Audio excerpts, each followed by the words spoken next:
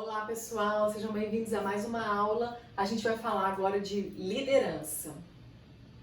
Qual que é o papel dos líderes? É estar atento ao mundo. O líder precisa estar atento ao mundo, precisa entender tudo o que está acontecendo. Contribuir na formação de valores e crenças organizacionais, ou seja, o líder precisa contribuir com a cultura organizacional e é o líder o grande responsável por propagar e fortalecer essa cultura organizacional. Solucionar problemas e prever problemas. Hoje a gente trabalha mais com prever problemas. Ser criativo, então precisa dessa coisa da inovação. Precisa de olhar para a questão e entender que às vezes você não vai conseguir solucionar, quem que você precisa chamar. Gerenciar mudanças, fundamental. Quando a gente vai falar de mudança organizacional, o líder é fundamental no processo de mudança. Medir resultado, porque se não mede resultado, não existe gestão. Entendam isso. Se não medir resultado, não existe gestão. Ok? Por isso que gestão de pessoas não pode ter medo de fazer conta. Estipular e cobrar metas. Ler e ouvir a equipe. O líder precisa conhecer a sua equipe em profundidade, entender o que está acontecendo. Bom, vamos entender um pouquinho a diferença do gerente básico por si só e um líder, né? Um gerente ele administra o recurso humano, o líder ele lidera pessoas. O líder ele é um ser que as pessoas se inspiram a seguir, gostam de ter ele como referência, como mentor. Precisa ganhar sempre o gerente, o líder todos ganham consequentemente, né? O gerente tem todo o poder, o líder tem as competências. Então aqui é uma coisa muito mais hierárquica, conflitos são aborrecimentos, crises são risco, pessoas trabalham por dinheiro, têm subordinados e chefes, ou seja, é aquela pessoa que está num cargo em que ele precisa gerenciar uma equipe, mas que ele não é necessariamente um líder. Ele não é um indivíduo inspirador para aquele grupo de pessoas que ele gerencia. O líder não, já é esse indivíduo inspirador. Então, por isso que a gente tem, às vezes, não necessariamente o cargo, no cargo não está embutida a liderança está no indivíduo. E é claro que está no indivíduo de acordo com o contexto que está inserido, porque o indivíduo pode ser líder num contexto e em outro ele não ser. Ou seja, ele pode ser inspirador para um grupo de pessoas num contexto A e não ser para um grupo de pessoas num contexto B. Então a gente pode, isso daí é facilmente identificável, existem equipes que o gestor não necessariamente é o líder e existe um líder dentro daquela equipe. Existe uma pessoa dentro daquela equipe em que as outras pessoas se inspiram. O que é importante, então, o gerente dessa equipe fazer, o gestor dessa equipe fazer? Precisa se aproximar deste líder, porque senão esse líder pode virar toda a equipe contra ele. E não é isso que ele quer. Então, o ideal é o líder se aproximar. Mas é claro, o líder não, o gestor se aproximar do líder. É claro que cada gestor vai agir de uma forma, né? A liderança, ela então tem como função transformar o potencial em realidade, direcionar o objetivo e estimular a ação. Então o líder é aquela pessoa que inspira. Vamos fazer? Vamos fazer. Olha só isso daqui, gente, que bacana que eu encontrei, vocês já tinham visto? Não, eu não tinha visto, vou ver. Não, eu já tinha visto, eu também vi tal coisa. Não, então traz tal coisa pra gente ver. Então é a pessoa que movimenta, né, pra ação. Quais são, então, as habilidades que os níveis onde a gente tem uma gestão de equipe e que, consequentemente, há uma necessidade de um líder, precisa ter? Olha só que interessante. Então, esse aqui é o percentual do trabalho, né? E aqui a gente vai avançando na estrutura hierárquica, né? Lembra da pirâmide? Então, a nível de supervisão, a gente precisa ter ainda bastante habilidade técnica, mas também bastante habilidade humana. As habilidades conceituais precisam também, mas poucas. Na gerência média, a gente precisa ainda ter um pouco de habilidade técnica, bastante habilidade humana e um pouco de habilidade conceitual. Na alta gerência, quase eu não preciso de habilidade técnica, muita habilidade humana e muita habilidade conceitual. Esse quase eu não preciso é quase eu não preciso para as atividades a serem realizadas. Porque eu sei, eu tenho as habilidades técnicas. Eu só não vou precisar utilizar tanto elas nesse ponto, porque eu já estou num ponto de mentoria.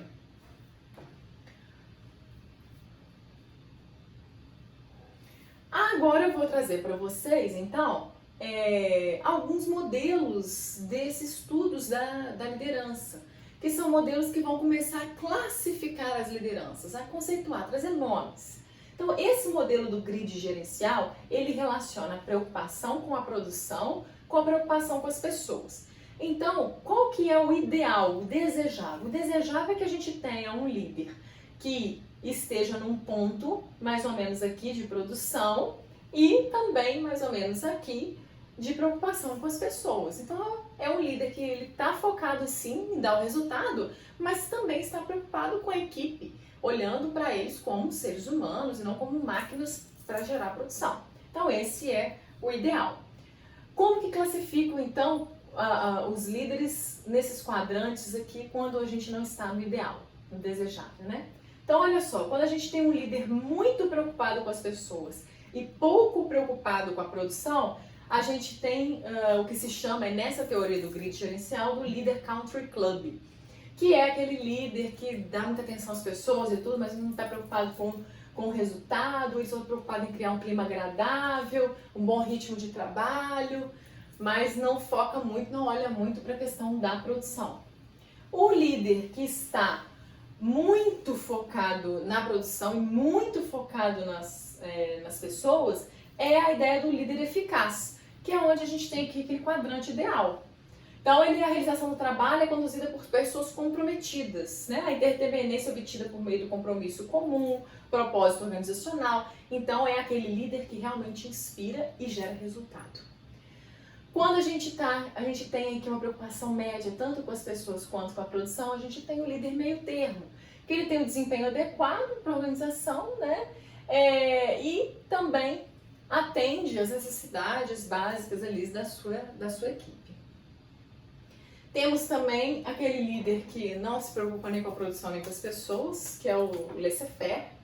Então, ele tem um nível mínimo de esforço, né? Hoje em dia é muito difícil encontrar um líder assim, porque uma pessoa assim, ela não fica num cargo desse. Só se for, aliás, minto, porque a gente encontra assim, aqui em Juiz de Fora mesmo eu já vi, porque é parente do dono, é parente de alguém, então fica ali, mas não faz nada, laissez-faire, não faz nada e deixa todo mundo fazer do jeito que quiser. E quando a gente tem muita preocupação com a produção e pouca preocupação com as pessoas, a gente tem ali uma liderança autoritária, que se questiona até se é liderança, né? Porque uma pessoa autoritária é aquela que vai imprimir ali o seu poder, a sua repressão para que a coisa aconteça e para que a coisa ande. Então, essa é a teoria do grid gerencial. Tem também a teoria dos estilos de liderança de forma geral, né?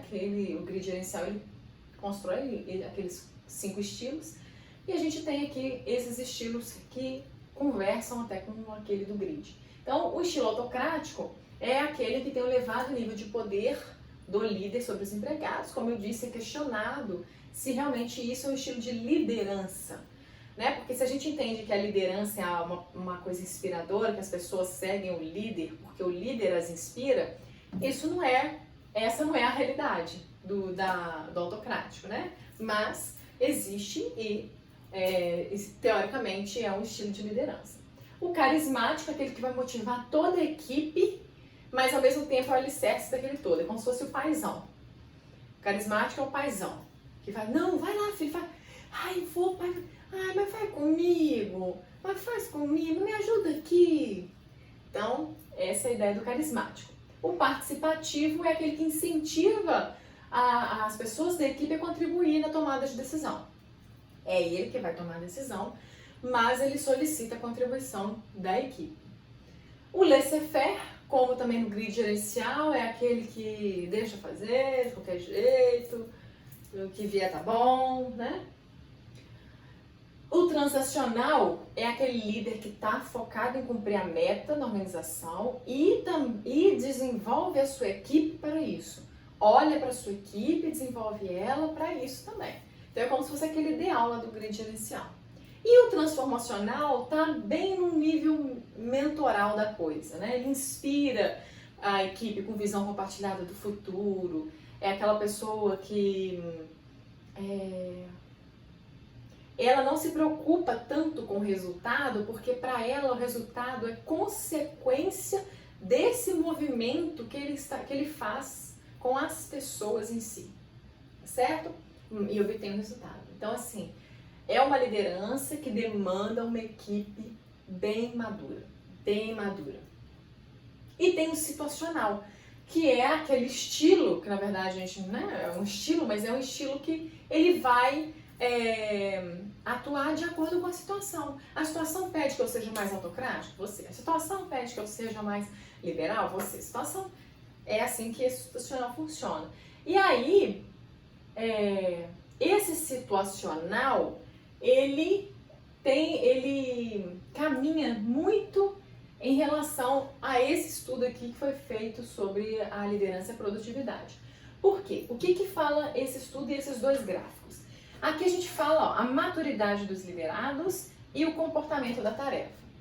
Quanto mais baixa a maturidade dos liderados, mais eu, enquanto líder, preciso determinar o que deve ser feito.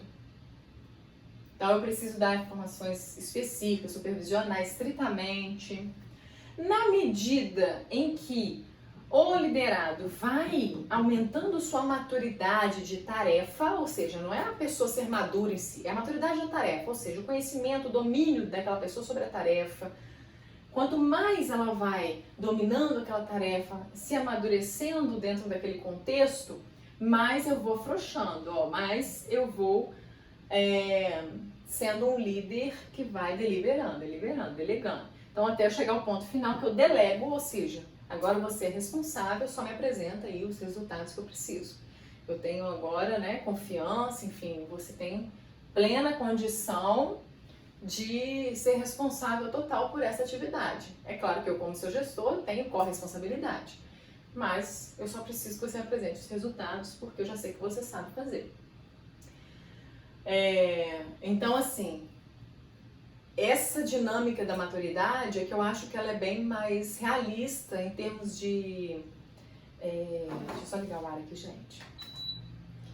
É bem mais realista em termos de prática, né? Então, eu vou atuar com o meu liderado conforme o nível de maturidade da tarefa. Uma pessoa que acabou de entrar e que ainda não conhece toda a organização, ela vai precisar de um acompanhamento mais próximo, por exemplo.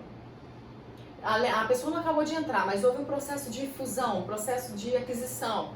As pessoas vão precisar de um acompanhamento mais próximo, né? Então, o que é importante a gente entender? Com relação aos subordinados, o líder, saber quais são as expectativas destes em relação ao modo de comportamento do líder. Eu tenho que saber o que a minha equipe espera de mim em termos de comportamento, se eu sou líder, tá?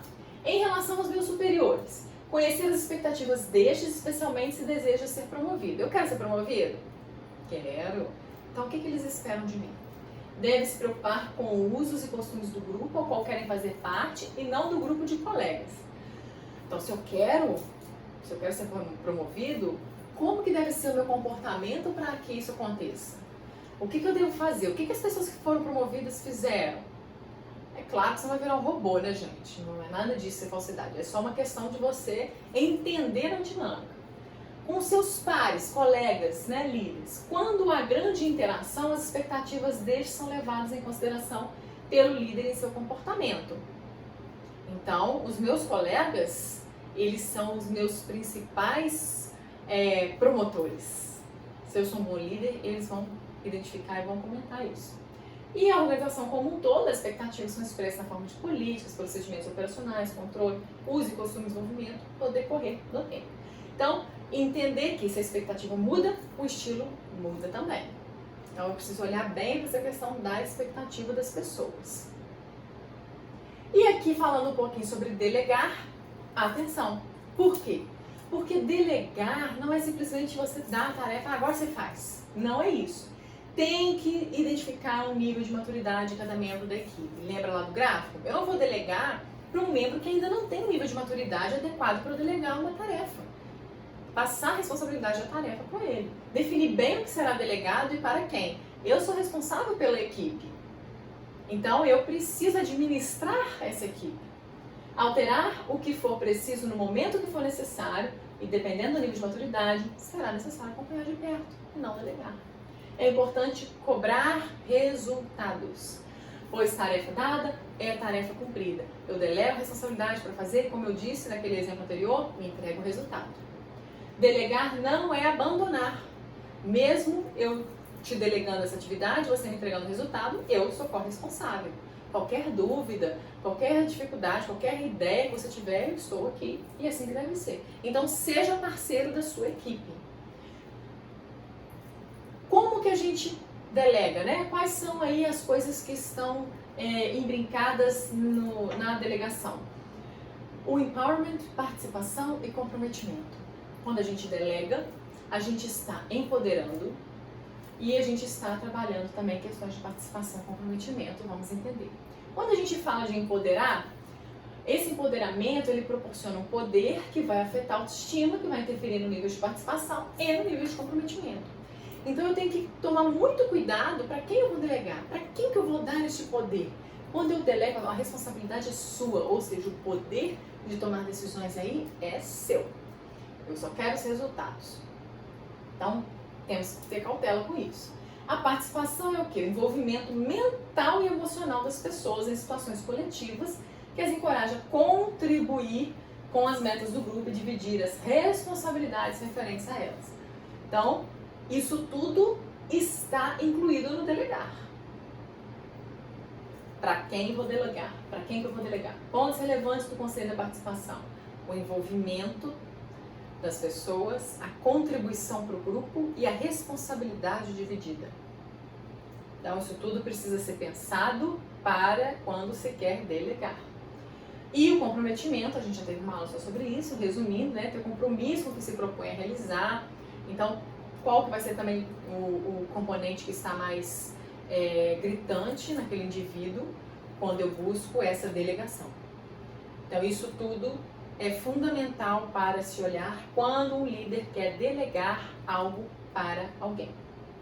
Então, gente, aqui a gente viu assim, bem en passant as questões sobre liderança. Tem muito estudo sobre liderança, mas muito mesmo. Então, assim, quem se interessar por essa questão da liderança, que só liderança dá um curso. Só liderança dá um curso, né? Eu tenho uma disciplina na pós Lato Sensu, que é liderança e gestão de equipes, na pós de produção. Então, liderança e gestão de equipes, só isso é uma disciplina, né? Só isso dá um curso, é muita coisa para ser discutida. Eu coloquei alguns vídeos, enfim, leiam o material, quem se interessar pode me procurar, tirar dúvidas, né? Não se esqueçam, deixe sua dúvida, deixe o seu comentário aqui e a gente se vê na próxima aula. Tchau!